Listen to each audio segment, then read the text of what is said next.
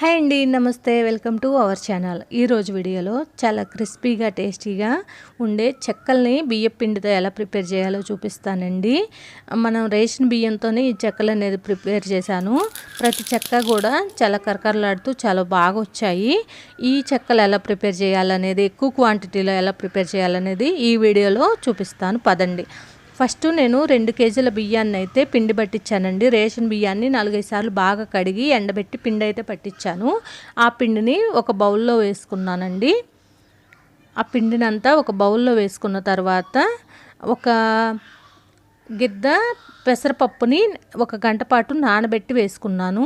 అలాగే నువ్వులు కూడా ఒక గుప్పెడు వేసుకున్నానండి. మనకి పెరుగు మీద వచ్చే మీగడ ఉంటుంది కదా, అది 2-3 రోజులది కలెక్ట్ చేసి వేసుకున్నాను.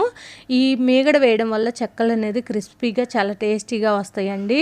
డాల్డా హెల్త్కి మంచిది కాదు, ఖచ్చితంగా అందరూ మీగడ వేయండి, చాలా మంచిది.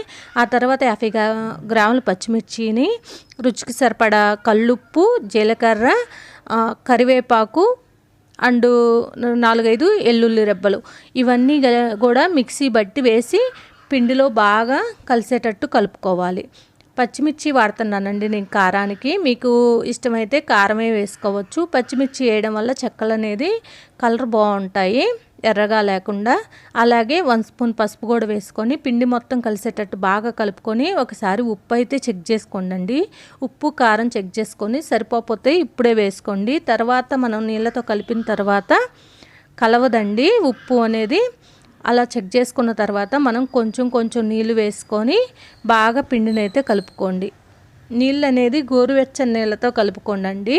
చెక్కలు క్రిస్పీగా రావడానికి అవి కూడా గోరువెచ్చని నీళ్ళు కూడా ఉపయోగపడతాయి. అలాగే పిండిని కొంచెం సాఫ్ట్గా కలుపుకోండి. చపాతీ పిండిలాగా గట్టిగా కాకుండా కొంచెం సాఫ్ట్గా కలుపుకొని ఇలా చిన్న బాల్స్ లాగా చేసి పెట్టుకోండి. ఫస్ట్ అయితే ఒక ప్లేట్ నిండా బాల్స్ అయితే రెడీ చేసి పెట్టుకోండి. ఒక్కరే చేసినా కూడా ఇబ్బంది లేకుండా చేయొచ్చు. ఇలా బాల్స్ రెడీ చేసి పెట్టుకున్న తర్వాత ఒక క్లాత్ తీసుకోండి. క్లాత్ వేసుకోండి. మనం చేసుకున్న చెక్కలు వేసుకోవడానికి ఒక క్లాత్ వేసుకొని దానిపైన పూరి ప్లస్ ఉంటుంది కదా, ఆ పూరి ప్లస్ ఇంట్లో ఉంటే చాలా మంచిదండి. లేకపోతే ఎవరిన అడిగైనా తీసుకోండి, చాలా ఈజీగా చెక్కలు చేయొచ్చు.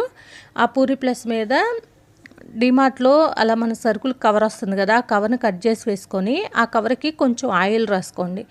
ఆయిల్ రాసుకున్న తర్వాత మనం ముందుగా చేసి పెట్టుకున్న చెక్కల ముద్దలు ఉంటాయి కదా, వాటిని ఒక్కసారి ఇలా ముద్ద పెట్టి ఫ్రెష్ చేస్తే ఇలా చెక్కల్లాగా పలచగా వస్తాయండి.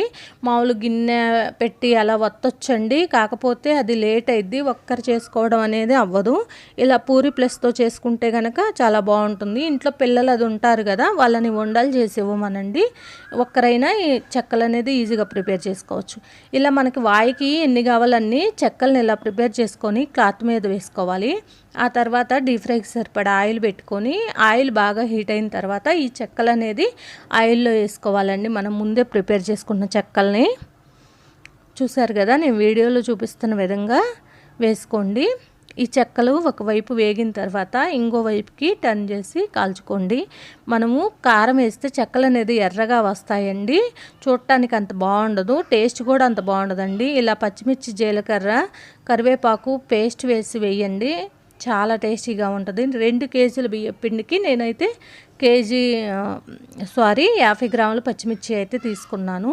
చూసారు కదా, చెక్కలు అనేది ఆ పైన నూనె పైన వచ్చే బుడగలన్నీ పోయిన తర్వాత తీసేసుకోవడమేనండి. చెక్కలు అనేది ఉడికినట్టే, అదేనండి గుర్తు. బుడగలన్నీ పోయితే చెక్కలు అనేది తీసేసుకోవచ్చు. చూసారు కదా ఎంత బాగా మంచి కలర్తో వచ్చాయో. ఇలా గనక చేసి పెట్టుకోండి, చెక్కలు అనేది చాలా క్రిస్పీగా టేస్టీగా వస్తాయి. ఎవరైనా ఈజీగా చేసుకోవచ్చు.